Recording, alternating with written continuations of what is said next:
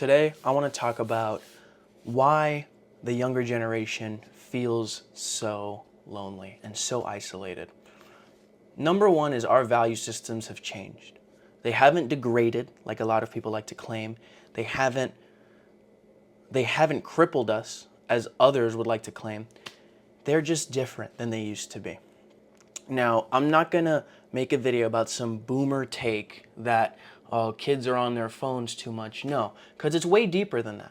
I'm not going to blame the tech oligarchs and the tech overlords for this shift in dynamics. No, that's a waste of time. That's a waste of an opinion because I don't believe that.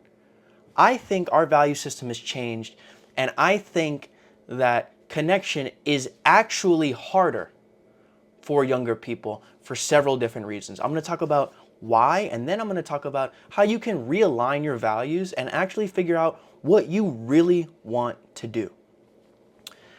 So, number one, how social media has changed us. Social media has changed us through a variable amount of ways. Number one, we get an intimate look into other people's lives and other people's existence that once had never existed. If you saw a rich guy on the street, you'd be like, wow, that guy's so rich.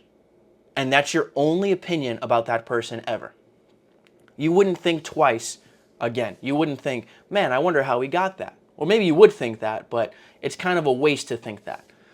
So what you normally do is likely just be like, oh, look, a rich guy. That's crazy.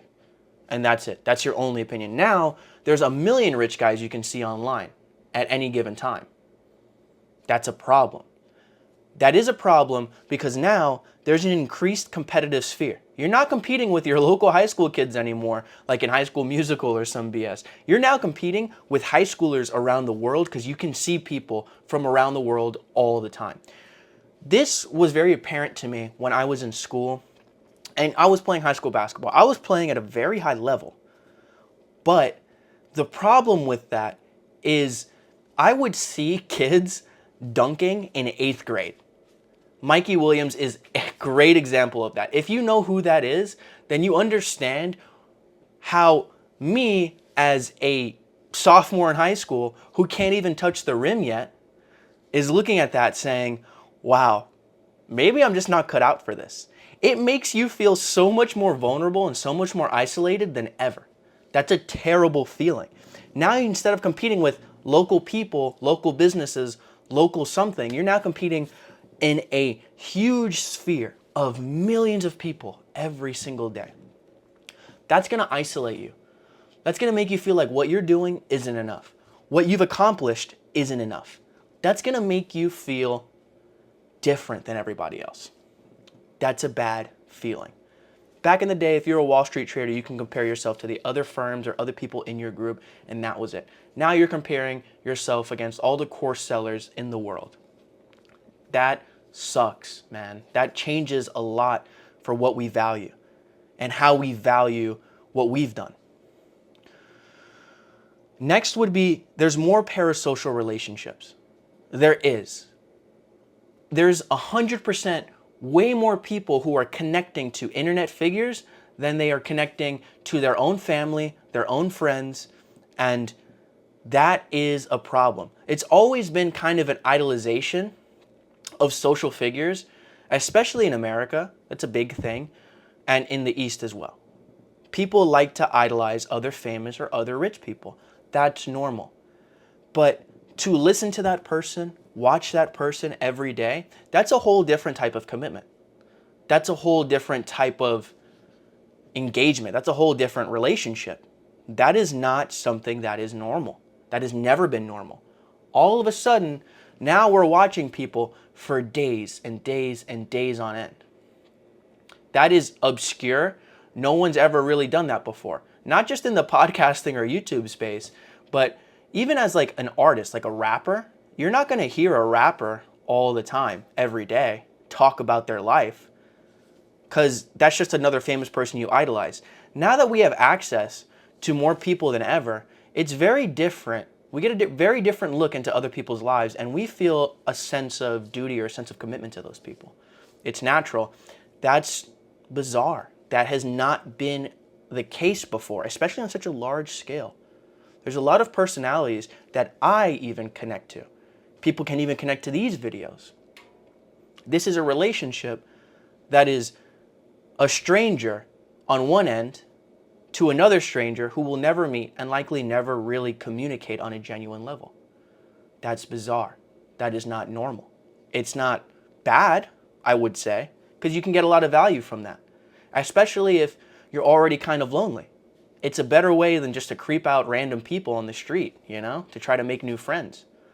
But it is bizarre, and it has changed. If someone tells you it hasn't, they are deluding themselves.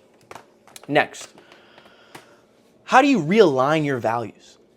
First of all, I cannot tell you what to value. If someone else tells you what your values are, you've already made the first mistake. That is going to be you're letting other people tell you what to think. The whole point of values is to not let anyone else tell you what to think. You think for yourself. That's the whole point of this. So what do you actually want? Do you really want to start a business? Do you really want to be rich? You really want to be a millionaire? What do you really want? That is the age-old question, No one really knows what they want, but you have to discover that for yourself. You need to ask yourself questions. You need to write it down in a journal. Do something. Write it down. Think about it. Understand it. What do you want? For me, I don't necessarily think I ever wanted to start a business. After my basketball dreams unfortunately died, I know I wanted to travel. I know I wanted to make money while traveling. So I would have been fine with a job in tech, likely working remote. I probably would have been cool with that.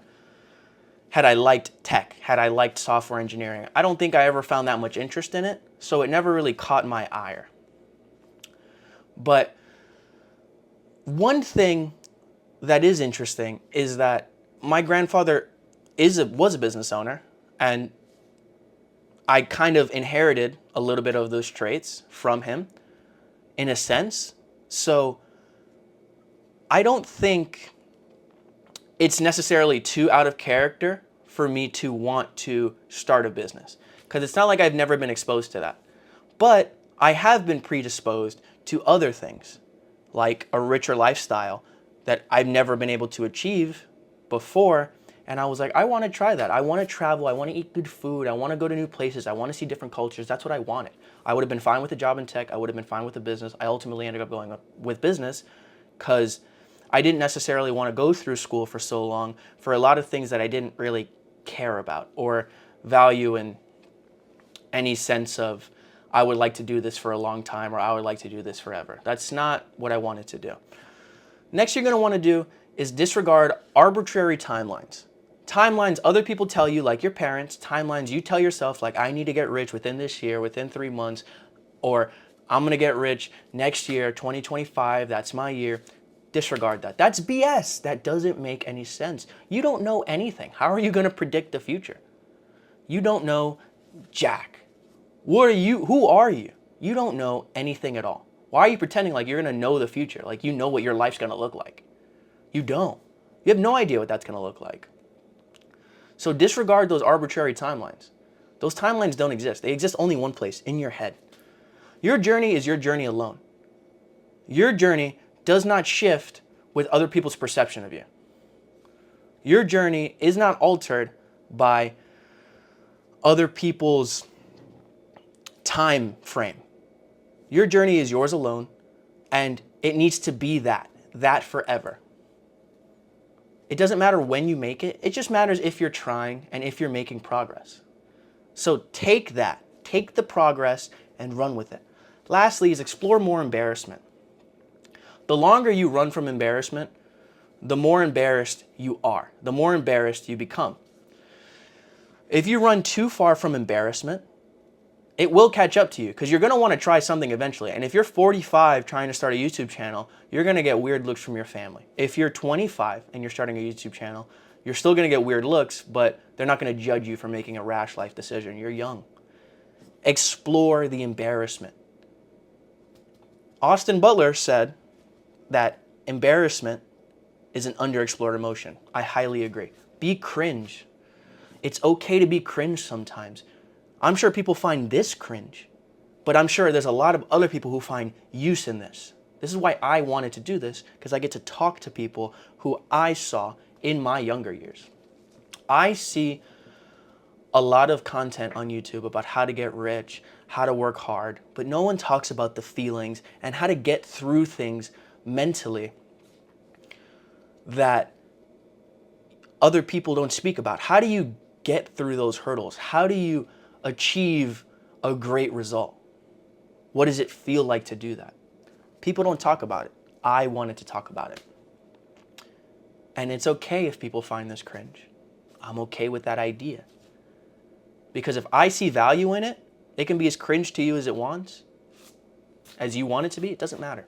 I find value. I'm secure in that fact. You need to find your own values.